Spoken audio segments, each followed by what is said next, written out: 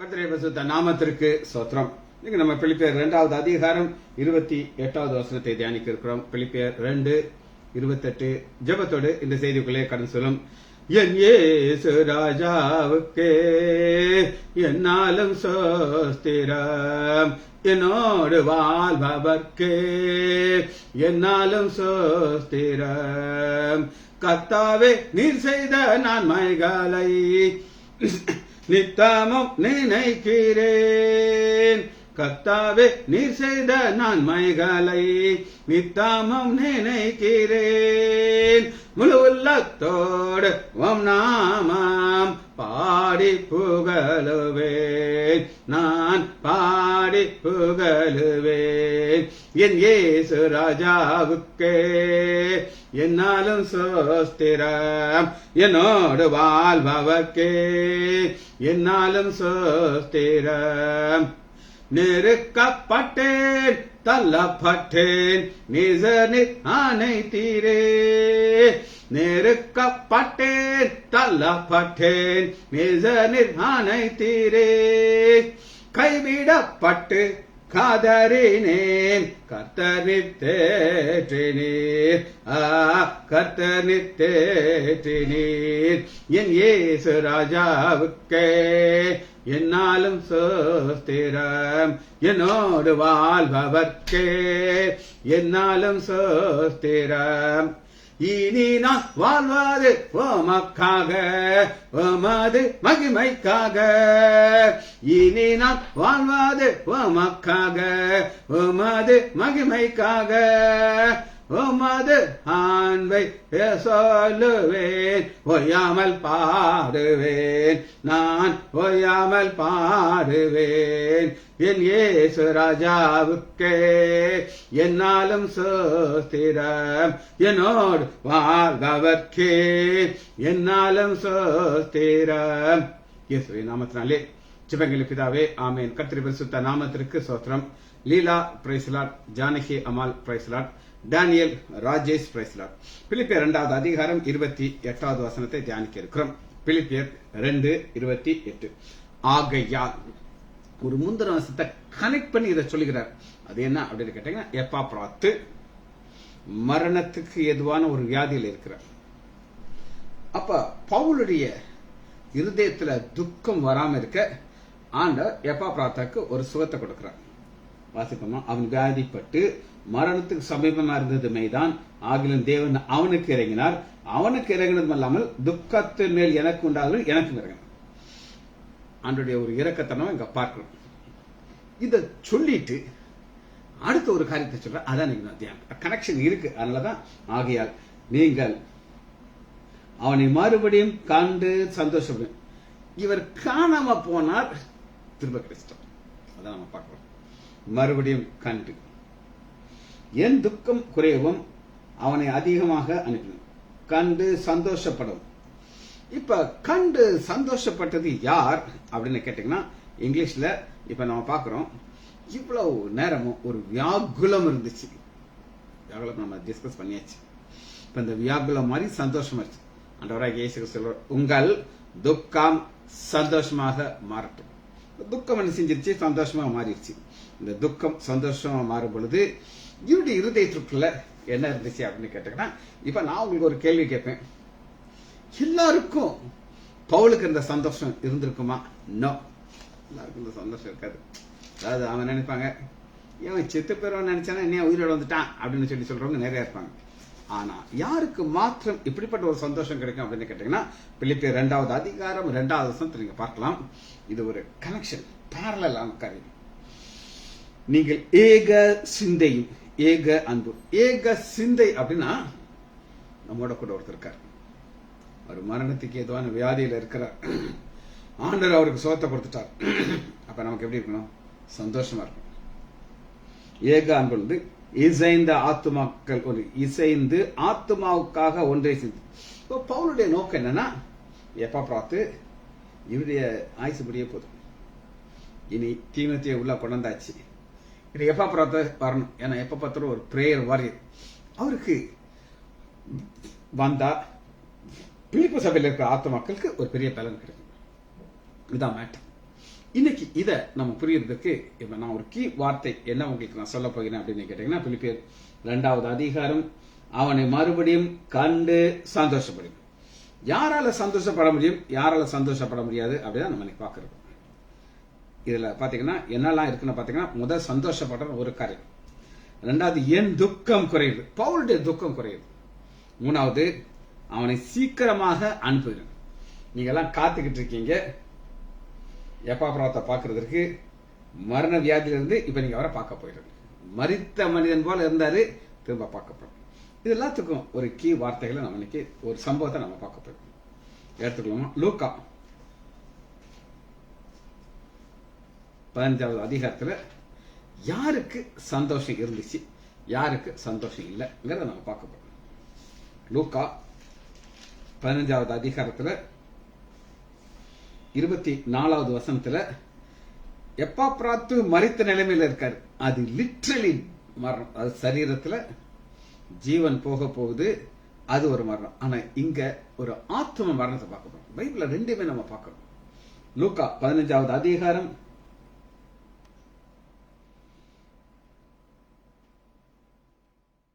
24வது வசனம், என் குமாரனாகிய இவன் மரித்தான். லிட்ரல் டெத் கிடையாது. இது என்ன மரணம் அப்படின்னு கேட்டீங்கன்னா, ஆதாமுக்கும் ஆண்டவருக்குள்ள உள்ள மரணம். ஆண்டவர் சொல்கிறாரு, இந்த பழத்தை புசிக்கும் நாளிலே நீ மறிக்கவே மறிப்பாய் சொல்லி. அது ஜீவன் இருந்து வரமானம் கிடையாது. இது கனெக்ஷன் கட் ஆயிருங்க. யாருக்கும் உள்ள கனெக்ஷன், பிதாவாகிய தேவனுக்கும் ஆதாமுக்கும் உள்ள கனெக்ஷன். இங்க அது போல ஒரு கெட்ட குமாரனை பார்க்கிறோம். அவனை பிதா எப்படி பார்க்கிறார் அப்படின்னு கேட்டீங்கன்னா, இவன் மரித்தான் திரும்ப உயிர்த்தான். எப்ப அப்புறம் அப்படித்தான் மறிக்க போறான், ஆனா மறிக்காம ஆண்டவர் தூக்கிறார். இதுதான் வித்தியாசம். காணாமல் போனான், திரும்பவும் காணப்பட்டான். காணாமல் போனான்னா இங்க யாரெல்லாம் காணாம போறாங்க அப்படின்னு கேட்டீங்கன்னா, 4வது வசனத்துல ஒரு ஆடு காண். இப்ப இதுல என்ன ஒரு பெரிய ஒரு ஆச்சரியமான காரியம்னா, இழந்த ஆட்டுக்கு அதுக்கு தெரியவே தெரியாது நான் காணா போயிட்டேன். அது ஜாலியா சுத்திட்டு இருக்கும். ஆனா இழப்பு யாருக்குன்னா பிதாக்கு தான் இழப்பு.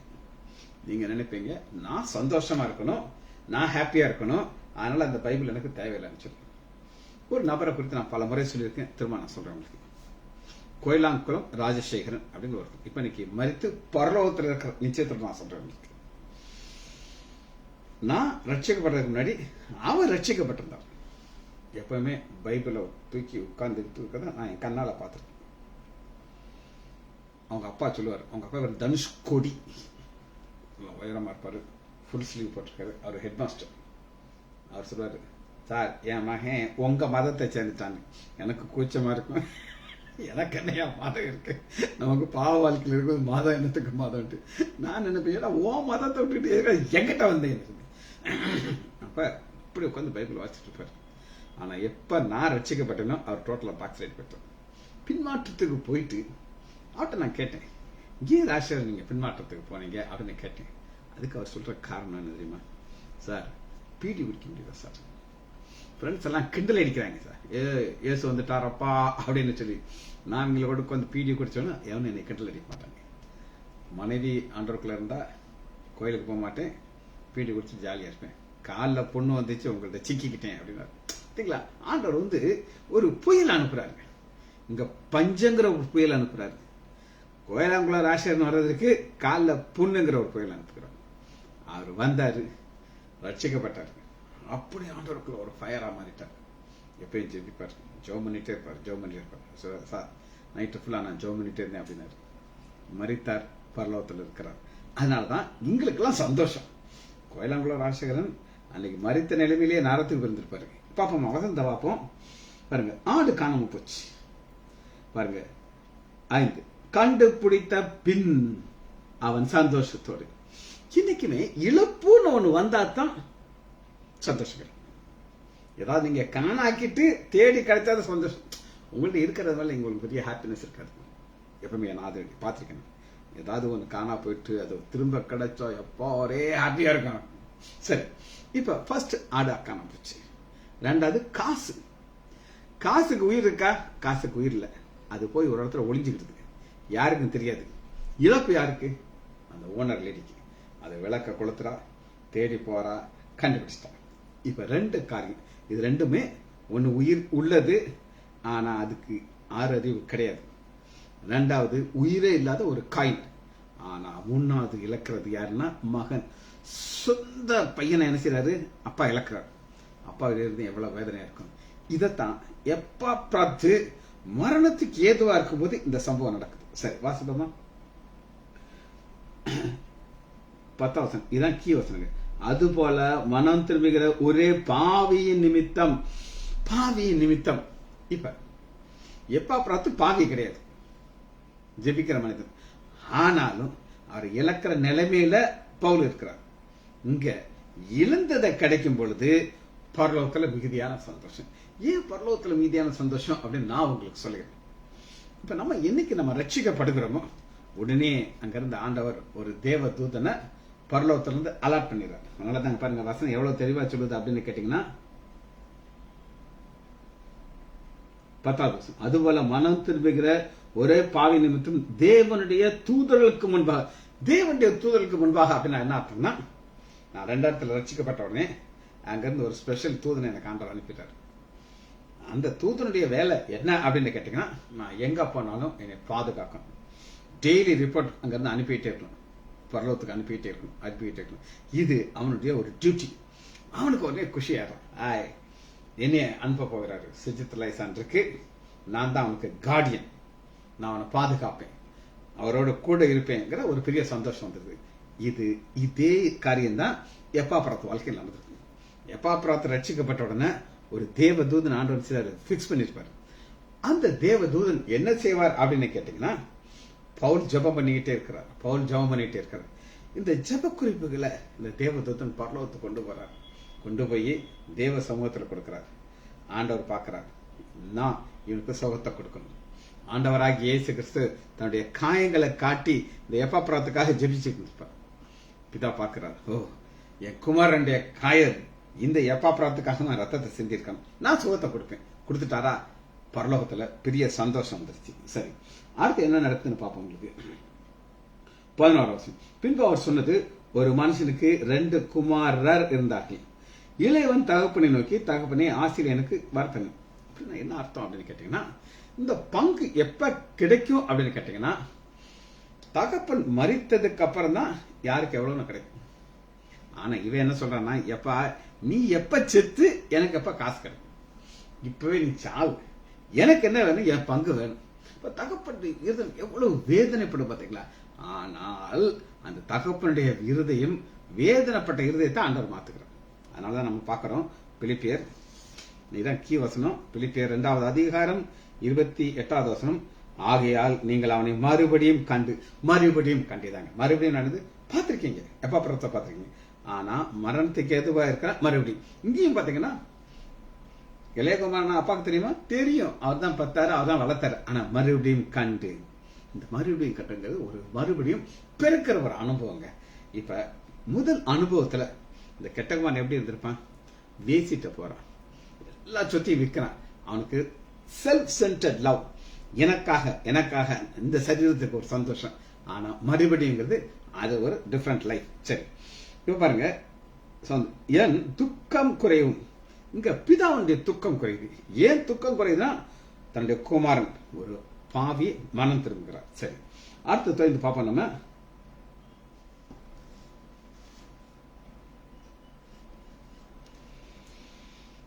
எல்லாருக்கும் சந்தோஷம் கிடைக்குமா? நோ. 2 மக்களை காட்டுறேன். யாருக்கு சந்தோஷம் கிடைக்காதுன்னா, பிலிப்பு சபையில காட்டுறேன் உங்களுக்கு. பிலிப்பியர் 1வது அதிகாரம் 15வது வசனம். சிலர் பொறாமையினாலே விரோதத்தினாலும் நல்வரும். அப்ப அந்த பொறாமை விரோதம்னா என்ன அப்படின்னு நீங்க கேட்டீங்கன்னா, அவங்க எல்லாம் சொல்லுவாங்க, ஒரு குரூப் ஆப்போசிட் இருக்காங்க பவுலுக்கு. பவுல் நல்லவன்னா எதுக்காக ஜெயில இருக்கான்? ஏன் அவனை வெளியில கொண்டு இருக்க ஆண்டவர முடியாதா? பேதுரு வெளியில கொண்டாந்தாரா இல்லையா? இவரை ஏன் கொண்டாங்க? இடக்கா பேசுவாங்க. தேவ சித்தமே அவங்களுக்கு தெரியாது. இப்ப இவங்களுக்கு ரொம்ப சாடா இருப்பாங்க. ஏன் அப்படின்னா, இவர் இந்த ஆளு பிலிப்பு மறிக்க போற நல்லா தெரிஞ்சு இன்னும் குஷியா இருப்பாங்க. அடுத்துப்பாங்க. அவங்க எப்படி இருக்காங்க அப்படின்னு கேட்டீங்கன்னா, 16 என் கட்டுகள் உபத்திரவத்தை கூட்ட நினைத்து. உபத்திரவத்தை கூட்டுறது என்னங்க? மோசமா மோசமா மோசமா பேசுறது உபத்திரவ கூட்டுறது. ஆனா பிதாவாகிய தேவன் என்ன செய்யறாருன்னா, அவருக்கு ஜெபத்துக்கு பதில் கொடுக்கிறார். எப்பாப்ராத்து உயிரோடு கொண்டாடுறார். ஒரு கூட்டத்தாருக்கு கோபம் இருக்கு. அதுபோல இங்கேயும் ஒருத்தருக்கு கோபம் இருக்கு. லூக்கா 15:28. அப்பொழுது அவன் கோபம் அடைந்து. எல்லாருக்கும் சந்தோஷம் கிடைக்காதுங்க. நீங்க ரட்சிக்கப்பட்டிருக்கீங்க, வேதத்தை தூக்கி இருக்கீங்க, சந்தோஷம் இருக்காது. ஆனா இந்த முதல் அண்ணன் என்ன செய்யறான்? கோபம் அடைந்து உள்ளே போக மனதில்லாமல் தகப்பனோ வெளியே வந்து. தகப்பன் வெளியே வர வேண்டியிருக்கு. ஏன் வர வேண்டியிருக்கு அப்படின்னு கேட்டீங்கன்னா,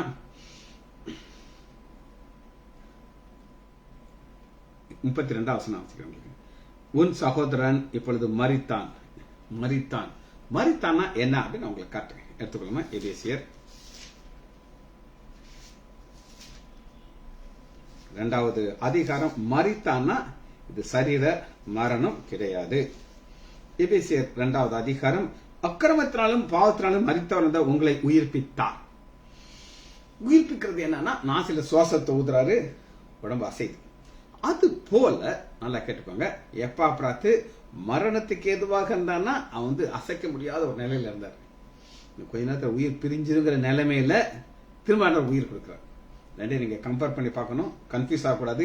இந்த மரணம் வேற, அது வேற. ஆனா கம்பேரிசன் புரிஞ்சுக்கணும். 2வது அவைகளிலே நீங்கள் முற்காலத்திலே இவ்வுலக வழக்கத்தின்படியும் ஆகாயத்து நடந்த. அப்ப ஆகாயத்து பிரபுவாகிய சாத்தான் என்ன செய்வான் அப்படின்னு கேட்டீங்கன்னா, உங்களை நிறைய பாவம் செய்யப்பான். பாவம் செய்து ஒரு நாள் நீங்க மறைச்சு போயிருக்கீங்க. பரலோகத்துக்கு போகக்கூடிய சூழ்நிலை உங்களை விட்டு போயிடும்.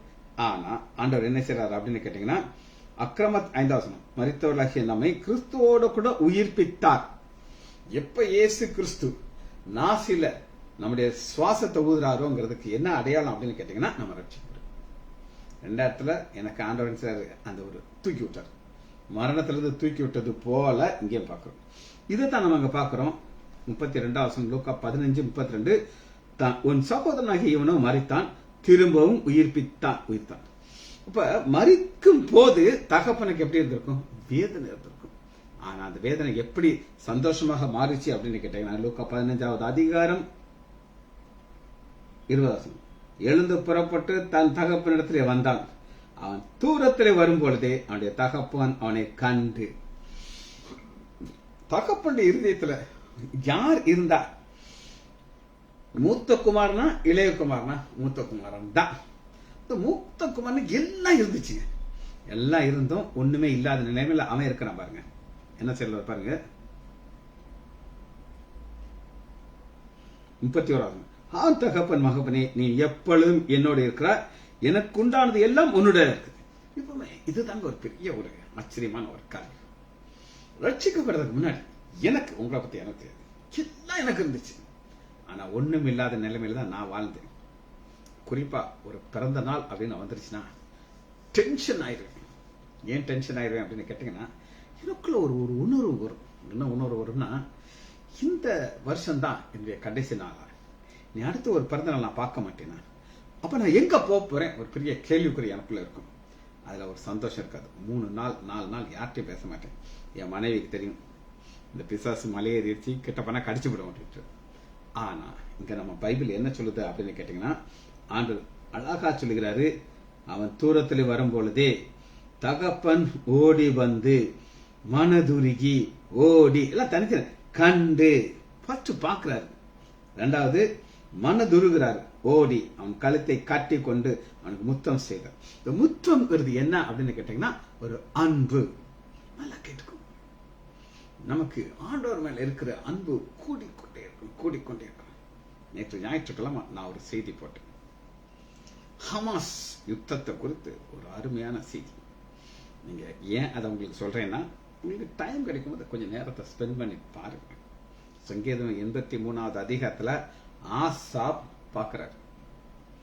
அவர் சொல்றாரு, நீங்க ஆண்டவரே ஒரு டெக்னிக்ல தான் இவங்களை காலி பண்ணணும். அதே மாதிரி ஆண்டவர் செய்யறாரு. நிச்சயமா இதெல்லாம் நமக்கு தியானிக்க தியானிக்க தியானிக்க நமக்கு ஆண்டவர் மேல இருக்கிற அன்பு கூடிக்கொண்டே இருக்கும். அதனாலதான் இங்க நம்ம பார்க்கிறோம் 26 வசனம், குமாரன் தகப்பனை நோக்கி, அதாவது குமாரனுக்கு என்ன ஆசை அப்படின்னு கேட்டீங்கன்னா, எப்பா இனி ஒரு வேலைக்காரனா வச்சுக்கோங்கப்பா, வேலைக்காரனா வச்சுக்கோங்கப்பா, எனக்கு அதுதான் தகுதி அப்படின்னு சொல்றாங்க. அப்பா காதலே வாங்க மாட்டேங்கிறார். அவரு அங்கிருந்து வரும்போதே ஒரு காரியத்தை பார்த்தார். 17 வசனத்துல, என் தகப்பனாருடைய வீட்டிலே கூலிக்காரர்கள் எத்தனை பூர்த்தியான சாப்பாடு. கூலிக்காரர்களுக்கு பூர்த்தியான சாப்பாடுனா எங்க வீட்டுல பாத்தீங்கன்னா பெருமைக்காக சொல்றத, இவங்களுக்கு ஒரு தனி சமையல் இருக்கும், அவங்க எதனால செய்துக்கலாம். என் மனைவி நைஸா போவா, இன்னைக்கு என்ன கூட்டு வச்சிருக்கீங்க, அதை கொஞ்சம் திட்டு வந்துருவாங்க. அது பயங்கர டேஸ்டா இருக்கும். இன்னைக்கு இவங்க தக்காளி குச்சி செஞ்சிருக்காங்க, சேத்தா நான் கொஞ்சம் வாங்கிக்கிட்டேன் அப்படின்னு சொல்லி. இப்போ அவங்க ஃபுட்டு நல்லா டேஸ்டி ஃபுட்டா இருக்கும். அப்படிப்பட்ட ஒரு பணக்கார வீட்டில் தான் இருந்தார். இப்போ இவன் தன்னை எதோட கம்பேர் பண்றான்னா, அப்பாவோட கிடையாது, வேலைக்காரனை தான் தன்னை பார்க்கறான். பாருங்க, இவன் வரும்போதே ஒரு சென்டென்ஸை மனப்பாடம் பண்ணிட்டான். இந்த மனப்பாடம் பண்ணதே சொல்லிக்கிட்டே வரா பாருங்க. 19 வசனம், இனிமேல் உங்களுடைய குமாரன் என்று சொல்வதற்கு நான் பாத்திரம்ல, உங்களுடைய கூலிக்கால் ஒண்ணா என்ன வைத்துக்கணும். முத்தம் போட்டு கட்டி பிடிக்கிறாரு. அப்புறமா அதுதான் சொல்றாரு பாருங்க. 21, குமாரன் தகப்பனுக்கு, தகப்பனே வரத்துக்கு விரதமா பாவம் செய்து குமாரன் சொல்றாரு, ஆனா கண்டுக்கிடவே மாட்டேங்கிறாரு. இப்ப கிஃப்ட் கொடுக்க போறாங்க. அது என்ன கிஃப்ட் நம்ம பார்க்க போறோம். அப்பொழுது தகப்பன் தன் ஊழியக்காரர்களை நோக்கி, நீங்கள் உயர்ந்த வஸ்திரத்தை கொண்டு வந்து இவனுக்கு உடுத்தி. இந்த உயர்ந்த வஸ்திரம் அப்படின்னா என்ன அப்படின்னு கேட்டீங்கன்னா, எடுத்துக்கொள்ளாம வெளிப்படுத்துதல் 19வது அதிகாரம் 8வது வசனம், சுத்தமும் பிரகாசமான மெல்லிய வஸ்திரம் தரித்துக் கொள்ளும்படி அவளுக்கு அளிக்கப்பட்டது. அந்த மெல்லிய வஸ்திரம் பரிசுத்தவான்களுடைய நீதிகளே. சுத்தமும் பிரகாசமுள்ள வஸ்திரம் மனவாட்டி ஆகிய நமக்கு அது கிடைக்க போகுது. இது ஒரு அன்பினுடைய ஒரு அடையாளம். 2வது மோதிரத்தை நம்ம பார்க்க போகிறோம். எடுத்துக்கொள்ளுமா, பழைய ஏற்பாட்டுக்கு வாங்க. ஆகாய் பக்கம் 109:1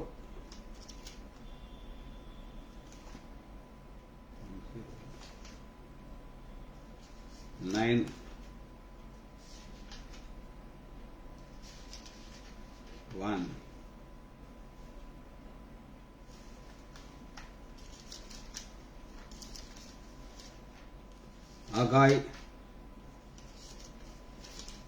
2வது அதிகாரம் பக்கம் 1092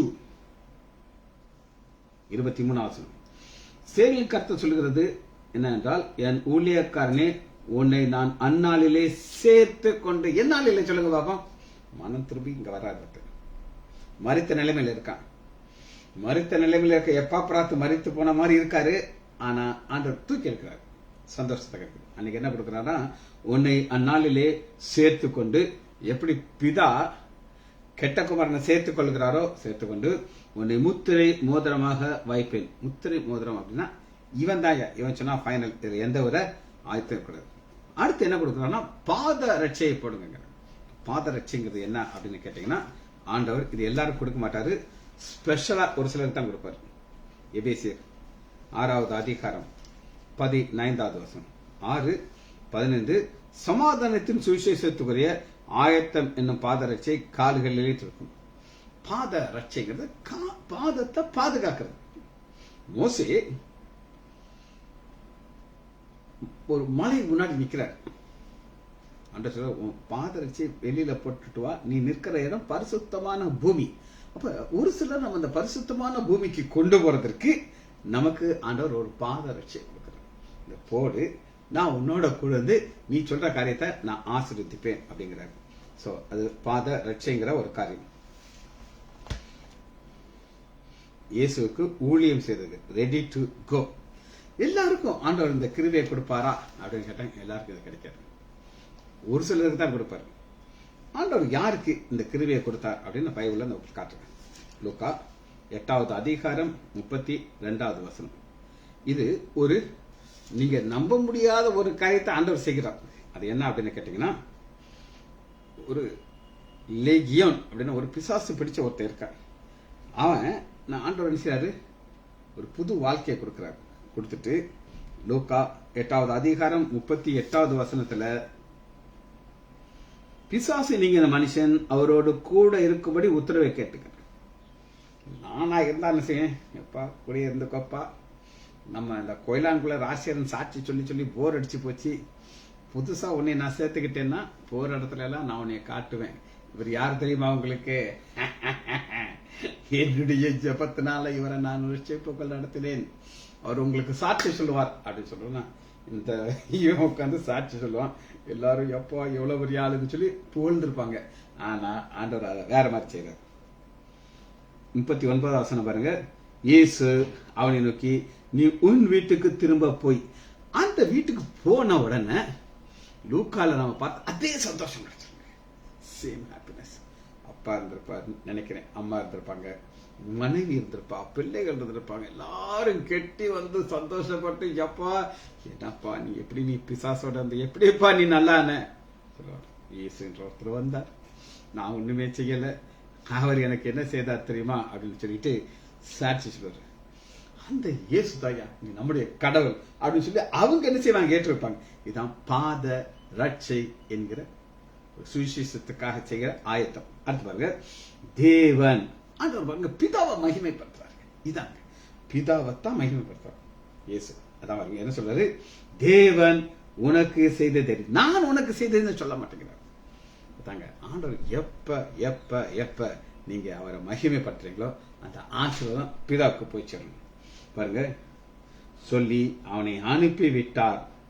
அந்தபடியே அவன் போய் கேட்டுக்கோங்க. ஊழியம் ஆண்டவர் கொடுப்பார், பார்த்து தான் கொடுப்பார்.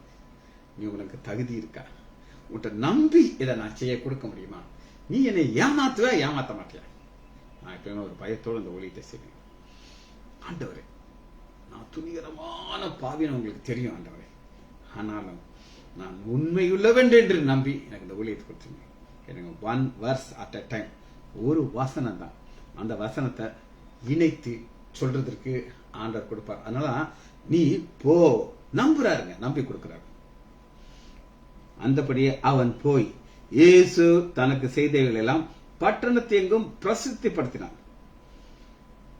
பிரசித்திப்படுத்துறான்னு என்ன அர்த்தம்? போராடமெல்லாம் சாட்சி சொல்லி சொல்லி சொல்லி ஆண்டவர் மகிமைப்படுத்துறான். அதனாலதான் இந்த பவுல் எதுக்காக இதை செய்தார் அப்படின்னு கேட்டீங்கன்னா, எப்பாப்ராத்துடைய இருதயத்தை நான் உங்களுக்கு காட்ட போறேன். எடுத்துக்கொள்ளாமா, கொலேசியர் எடுத்துக்கொள்ளுங்க. எல்லாருக்கும் ஊழியத்தை கொடுத்தாரா? கொடுப்பாரு. ஆனா எப்பாப்ராத்து என்ன செய்தார்னு சொல்லி கொலேசியர் 1வது அதிகாரம் 7வது வசனம், அதை எங்கள் பிரியமான உடன் ஊழியக்காரன், எங்கள் உங்கள் உங்களுக்காக கிறிஸ்துவின் உண்மையான ஊழியக்காரனாக இருக்கிற எப்பாப்ராத்தில் நீங்கள் கற்றுக்கொண்டு டீச்சர். நான் உங்களுக்கு ஒரு காரியத்தை டீச் பண்றேன். இப்ப பிரசங்கிறது ஒண்ணு, டீச்சிங்கிறது ஒண்ணு, ரெண்டையும் ஒரு வித்தியாசம் இருக்கும். பிரசங்கிறது எப்படி இருக்கும் அப்படின்னு நான் உங்களுக்கு சொன்னேன். உங்க துக்கம் சந்தோஷம் மாறிச்சுன்னு ஒரு வசனத்தை எடுத்துப்பாங்க. அந்த பாஸ்ட் டான்ஸர் ஒரு பாட்டை வைப்பாரு, உங்கள் துக்கம் சந்தோஷமாய் மாறும். நீங்க எல்லாம் பாருங்க, நீங்க டான்ஸ் ஆடுங்க. ஆனா அதுக்கப்புறம் உள்ள எல்லாம் போக மாட்டேன். ஒரு பாட்டை பாடுவாரு, டான்ஸ் ஆடுவாரு, சொல்லிட்டே இருப்பாரு, இதே திரும்ப திரும்ப சொல்லுவாரு. வாக்கு தத்துவத்தை நான் உங்களுக்கு கொடுத்துருக்கிறேன், நான் கிண்டல் அடிக்கிறேன், தயவுசெய்து நினைச்சுக்கோங்க. அவங்களுடைய டீச்சிங் அப்படிதான் இருக்கும். அதுக்கப்புறம் வசந்துக்குள்ள போக மாட்டாங்க. ஆனா எப்பாப்ராத் அப்படி கிடையாது, இஸ் எ டீச்சர். மாத்திரமல்ல, எப்பாப்ராத்துடைய அடுத்த ஒரு பாஸ் பிளஸ் காட்டுறவங்களுக்கு 4வது அதிகாரம் கொலேசியர் 4:12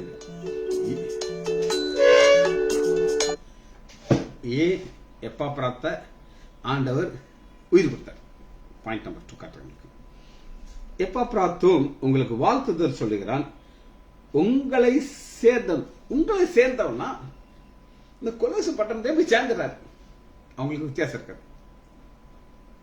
கிறிஸ்து இயேசுவினுடைய ஊழியக்காரனாக இவன் நீங்கள் தேவனுடைய சித்தமானதையெல்லாம் செய்யவும் தேர்ந்தலாகவும் பூர்ண நிச்சயத்தோடும் நிலைநிற்கவும் தன் ஜெபங்களிலே உங்களுக்காக போராடுகிறான். அவர் பைபிள் டீச்சரா? Bible teacher. அதே நேரத்தில் பிரேயர் பாருங்க. இந்த 2 காரியம் இருந்தனாலதான் ஆண்டவர் என்ன செய்தார் அப்படின்னு கேட்டா, இந்த வசனத்தை திரும்ப வாசிக்கிறேன்.